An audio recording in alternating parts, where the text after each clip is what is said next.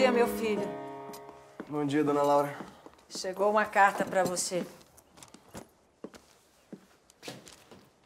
De Chico Xavier.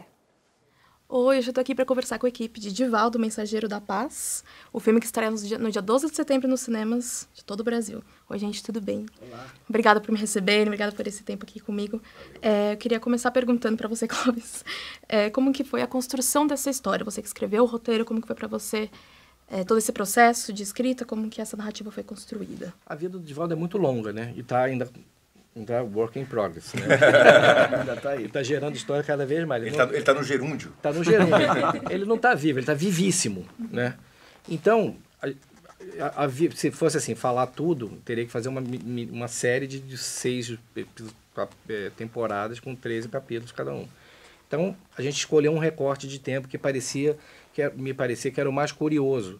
A minha, a Marina e a Luciane, que me ajudaram a estruturar o roteiro, a pensar nessa biografia imensa, o que fosse interessante para isso. Então a gente determinou que seria uma existência de 40, o filme existiria dentro desses 40 anos, que é quando acontecem as primeiras manifestações espirituais dele, quando ele tem o primeiro contato com os espíritos, até o momento que ele lança o primeiro livro. Então, fechamos isso e tal. Aí eu comecei a ler sobre o que era Divaldo, né? Sobre a biografia dele, sobre a psicografia dele, e me saltou muito aos olhos a psicologia transpessoal, que é a série psicológica que a Joana de Anjos escreveu. Só que ela começou a ditar isso para ele depois que ele fez 65 anos. Aparece até isso no filme, ela fala, eu não confiava muito em você. Ela ditava mensagens, coisas assim, mas a série psicológica, que é o trabalho dela voltado para essa juventude aí de hoje, para o mundo de hoje, ela só começou a ditar para ele depois dos 65 anos. E uma grande preocupação do trabalho dela e dele é a questão do suicídio, da depressão, dos transtornos mentais e tal.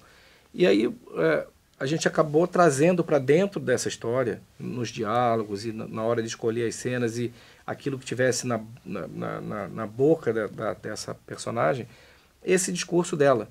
E ele foi evoluindo dentro dessa... A evolução mediúnica dele, espiritual, aconteceu envolvida por esse banho de Joana de Ângeles que ela dá nesse período de tempo.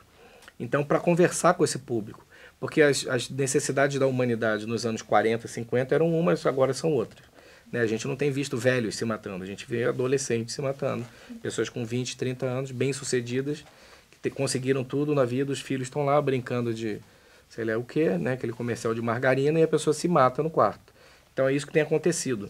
E a gente não pode fugir disso, né? A gente tem que encarar isso de frente. Então, é um filme para pessoas bem-sucedidas, é um filme para pessoas que chegaram lá e não se encontraram, não encontraram a tal felicidade, estavam procurando em lugares errados. É um filme que fala para essas pessoas também.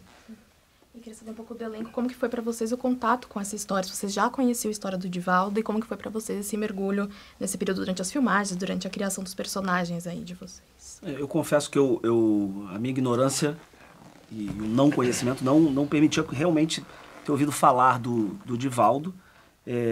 Eu não tinha nenhuma proximidade com o espiritismo, mas sempre acreditei nas coisas.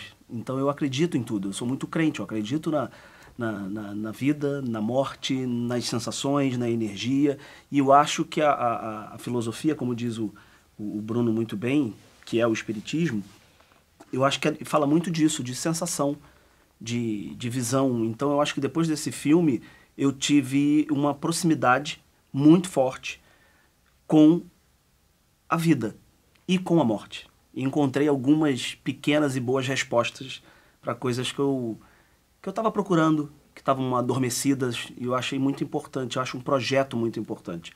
Eu não tenho nenhuma religião, mas me considero um espiritualista, porque eu admiro bastante esses mistérios. E tinha uma leve noção do que era o espiritismo, mas muito através de seus ícones mais conhecidos, como Allan Kardec, o próprio Chico Xavier, mas não conhecia o trabalho do Divaldo.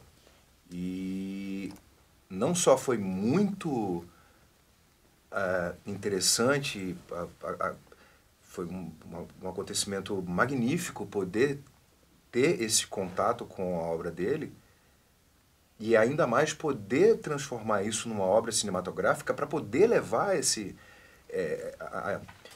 a história dessa pessoa para mais corações e mentes aí, espalhados pelo mundo. Então foi um grande presente.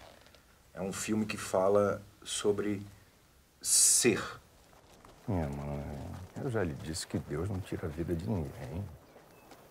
A vida nem é do corpo, é do espírito, que precisa evoluir em quantos corpos forem necessários. Seja pela dor, seja pelo amor. A vida é um grande exercício de desapego. Como que foi o contato dele com o filme no processo de filmagem, processo de criação do roteiro, com você, Bruno, com você, Veras? Como que foi todo esse contato Curiosamente, dele? eu só conheci o Divaldo no dia seguinte ao meu último dia de filmagem.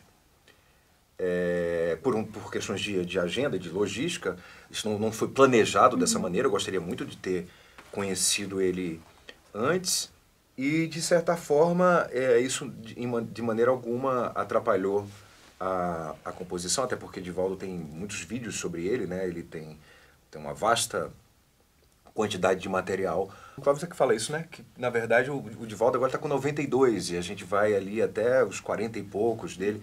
Então, de fato, não, esse Divaldo que eu conheci já não é mais o Divaldo retratado Talvez no filme. tivesse contaminado a atuação se tivesse conhecido ele agora. Eu conheci também junto com o Bruno, na Mansão do Caminho. Fomos juntos, Fomos juntos e foi muito especial, porque conhecer o homenageado vivo e bem vivo, como o Clóvis falou, é muito importante, né? E esses 2 últimos dias que estamos aqui lançando o filme, dando entrevista, o Divaldo está nos acompanhando no almoço, nas entrevistas, e é muito bom ouvi-lo. Ele é um sábio, com toda a humildade, sem nenhum tipo de prepotência, nenhum tipo de superioridade por ter essa sabedoria. E é muito bom ouvi-lo, e a gente olha para ele, a gente vê que ele está em êxtase. Ele está feliz de estar aqui. Aprendeu muita coisa? Ah, Nilson, com o Chico você aprende só de olhar. 1 segundo de silêncio ao lado dele vale por mais de 1000 palavras. Depois do filme que eu fui conhecê-lo mesmo, visitei a Mansão do Caminho e, por acaso, ele estava lá. Ele apareceu. Coincidência, ele aparece. Não, ele não estaria lá, não poderia vê-lo e de repente ele aparece. Ainda me toma a benção, mamãe. Aí eu falei, ele era muito empolgado com a gente, né? Ele era sempre empolgado. É o Gui que vai fazer, né? Até hoje ele olha pra gente. Assim, é muito bonitinho o olhar dele. Parece uma criança, né, que tá vendo ali o doce, sei lá. Contando hoje com as cenas do filme, né? Quando ele se reviveu aquele momento de...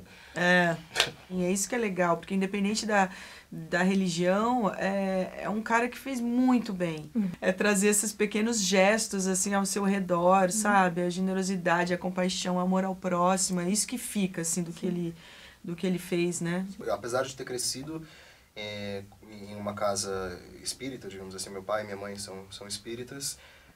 Não sei se porque aqui em São Paulo, talvez por uma questão de região, Chico Xavier é mais popular aqui, eu não tinha ouvido falar de Divaldo, tinha ouvido falar de Chico, mas agora saber que tem 2 figuras tão caridosas e com tantas semelhanças, sabe, é inspirador. Quem se dedica a enxugar a lágrima do outro não tem tempo para chorar.